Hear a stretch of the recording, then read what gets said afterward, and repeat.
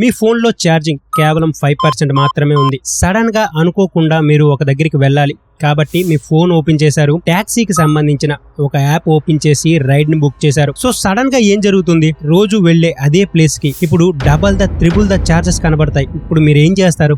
ఈ వీడియోలో క్లియర్ గా మనం దాని గురించి మాట్లాడుకుందాం. చాలా పెద్ద కంపెనీలు, మనకు రోజు తెలిసిన కంపెనీలు మనల్ని ఎలా మోసం చేస్తున్నాయి, అంతేకాదు వాళ్ళు యూజ్ చేసే 5 స్ట్రాటజీలు ఏంటి, ఆ సమస్యలకి మనం ఏం చేస్తే పరిష్కారాలు దొరుకుతాయి, ఈ వీడియోలో క్లియర్ గా మాట్లాడుకుందాం. వీడియోని పూర్తిగా చూడండి.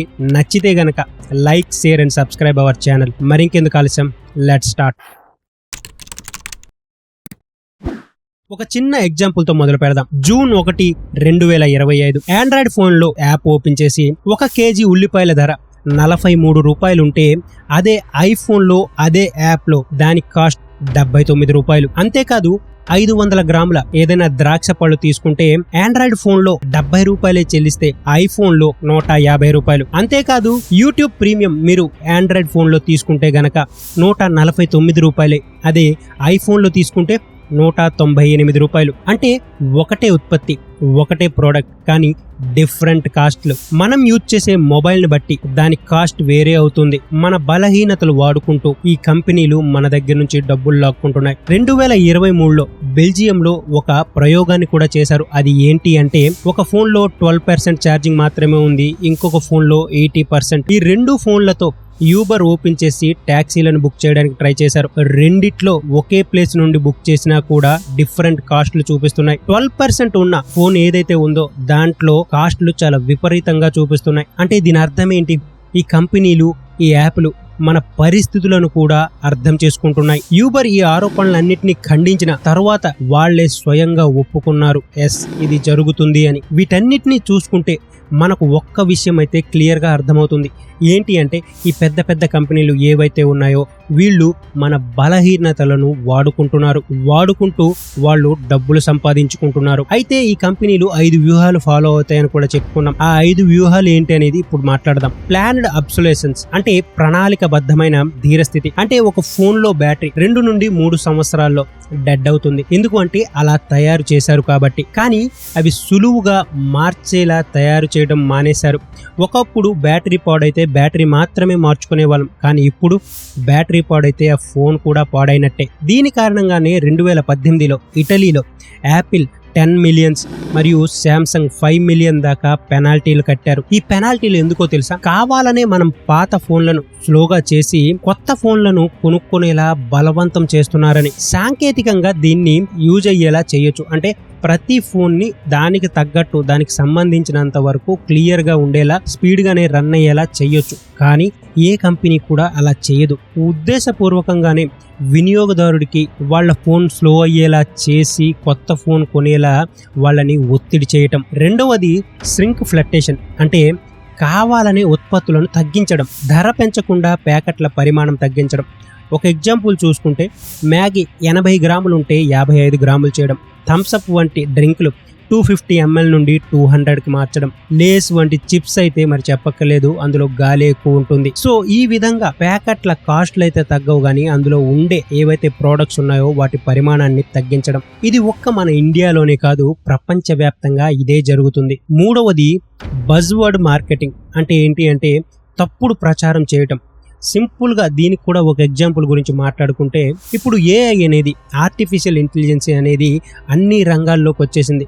చివరికి వాషింగ్ మిషన్లకి, ఫ్రిడ్జ్లకి అన్నిట్లోనూ కూడా ఏఐ ఉంది అని చెప్పి నమ్మిస్తున్నారు. నిజానికి ఇవన్నీ ప్రీసెట్ సెట్టింగ్లు మాత్రమే. అలాగే డాక్టర్స్ రికమెండెడ్ అని చెప్తారు, కానీ ఏ డాక్టర్ కూడా ఎలాంటి ప్రోడక్ట్ ని రికమెండ్ చేయరు. ఇలాంటి కమర్షియల్ ప్రోడక్ట్ ని డైరెక్ట్ గా ఇలా యాడ్స్ లో అయితే అస్సలు చెప్పరు. అంతేకాదు ఏ డాక్టర్ కూడా ఇలాంటి కమర్షియల్ ఎండార్స్మెంట్ ఇవ్వలేరు. అయినా ఇలాంటి పదాలు వాడి బ్రాండ్ నమ్మకాన్ని పెంచే ప్రయత్నాలు జరుగుతాయి. నాలుగవది రాజర్ అండ్ బ్లేడ్ మోడల్. అంటే ఏంటి అంటే ప్రోడక్ట్ చాలా తక్కువే దొరుకుతుంది, కానీ దాంట్లో యూజ్ అయ్యే ఏదైతే సెకండరీ ప్రోడక్ట్స్ ఉంటాయో అవి మాత్రం చాలా కాస్ట్లీగా ఉంటుంది. సింపుల్ గా ఒక ఎగ్జాంపుల్ తో మాట్లాడుకుంటే, మీరు ఏదైనా ఒక ప్రింటర్ తీసుకున్నారనుకోండి, లో బడ్జెట్ లో 2000 నుంచి 3000 లోపలే మీకు ప్రింటర్ వచ్చేస్తుంది. కానీ దాంట్లో యూజ్ చేసే ఇంక్ మాత్రం ఆకాశాలకు అంటుకుంటుంది. మామూలుగా అయితే కంపెనీల్లో ఇంక్ తయారు చేస్తే 1 లీటర్ కి 40 రూపాయలే ఖర్చు అవుతుంది. మీరు మాత్రం ఆన్లైన్ లో ఒకసారి పర్చేస్ చేసి చూడండి,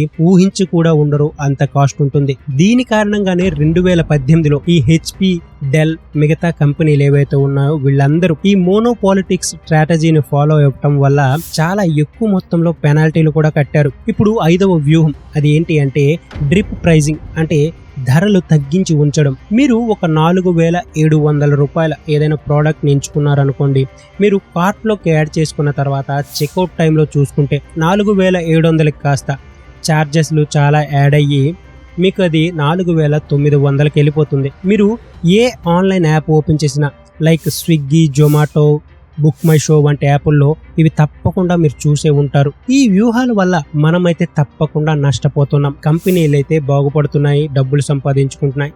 అయితే మనం మాత్రమే కాదు, ప్రకృతి కూడా చాలా పాడైపోతుంది. ఎందుకు అంటారా? కొన్ని కోట్ల టన్నుల వేస్టేజ్ ఉత్పత్తి అవుతుంది. 2020 నాటికి చూసుకుంటే మనం స్మార్ట్ ఫోన్ల వల్లనే దాదాపు 58,000 టన్నుల CO2ను విడుదల చేశాం. బలవంతంగా మన మీద ఏదైతే వాడడానికి ప్రేరేపిస్తున్నారో, ఏ కంపెనీలు అయితే మన మీద తప్పకుండా మీరు ఇంక తీసుకోవాలి అని ప్రెషర్ పెడుతున్నారో, దానివల్ల మన ప్రకృతిని మనం పాడు చేస్తున్నాం. ఇదైతే క్లియర్. అయితే వీటన్నిటికీ పరిష్కారాలు ఏంటి? ఏం చేయగలం? ఏం చేస్తే బెటర్గా మారుతుంది అనేది ఇప్పుడు చూద్దాం. యూరోపియన్ యూనియన్ వాళ్ళు ఒక లాని తీసుకొచ్చారు. ఏంటి అంటే రైట్ టు రిపేర్ అని చెప్పి. అంటే ఏంటి అంటే 10 సంవత్సరాల వరకు మీరు దానికి సంబంధించిన స్పేర్ పార్ట్స్ ఏదైనా, అది ఏ ప్రోడక్ట్ కానీ ప్రతిదానికి 10 సంవత్సరాల వరకు మీరు దానికి సంబంధించిన స్పేర్ పార్ట్స్ అయితే ఇచ్చి తీరాలి. సో 10 సంవత్సరాల వరకు ఆ ప్రోడక్ట్ ని యూజ్ చేయాలి అని చెప్పి లా తీసుకొచ్చింది. అలాగే కామన్ చార్జెస్, చివరికి యాపిల్ కూడా దానికి ఒప్పుకోవాల్సి వచ్చింది. అందుకే సిపిన్ ని తీసుకువచ్చింది. ఇండియా కూడా ఇలాంటి కఠినమైన నియమాలు పెట్టలేదని కాదు, బట్ అవేవి కూడా అమల్లో లేవు. ఈ చట్టాలు ఏవైతే ఉన్నాయో ఇవి పగడ్బందీగా అమలు చేస్తేనే ఇవన్నీ మారుతాయి. అంతేకాదు దీనికోసం మనం కూడా గొంతెత్తి మాట్లాడాలి. తెలియని వాళ్ళకి చెప్పాలి. ఏదైనా తప్పు జరిగితే అడిగి తీరాల్సిందే. ఏవైతే ఈ కంపెనీల వ్యూహాలు ఉన్నాయో ఇవి మోసం కాదు, వ్యవస్థనే దెబ్బతీస్తుంది. ఎవరైతే వినియోగదారుడు మోసపోయాడో అతని మౌనం చాలా ప్రమాదకరమైనది. అలా ఉన్నంత వరకు వీళ్ళు మన జేబులను ఖాళీ చేస్తూనే ఉంటారు. సో కాబట్టి ఎవరైనా మోసపోయినా, ఎవరికైనా దాని గురించి నిజం తెలిసినా వాళ్ళు నలుగురికి చెప్పాలి. మనం గొంతు విప్పితే చరిత్ర చెప్తుంది కంపెనీలు వెనక్కి తగ్గాల్సిందే అని. కాబట్టి ఎవరైనా ఇలాంటి మోసాలు గమనిస్తే తప్పకుండా డాక్యుమెంటేషన్ చేయండి, సోషల్ మీడియాలో చెప్పండి. ఏదైతే సంబంధిత సంస్థలు ఉంటాయో వాటికి కంప్లైంట్లు చేయండి. వినియోగదారుడికి తనకంటూ ఒక గలం ఉంటుంది, అది వినిపించగలిగితేనే మార్పు వస్తుంది. సో ఫ్రెండ్స్, మీకేమనిపిస్తుంది? డెఫినెట్గా కామెంట్ చేయండి. ఈ వీడియో పూర్తిగా చూసినందుకు చాలా చాలా చాలా థ్యాంక్స్. వీడియో నచ్చితే లైక్, షేర్ అండ్ కామెంట్ చేయడం మర్చిపోవద్దు.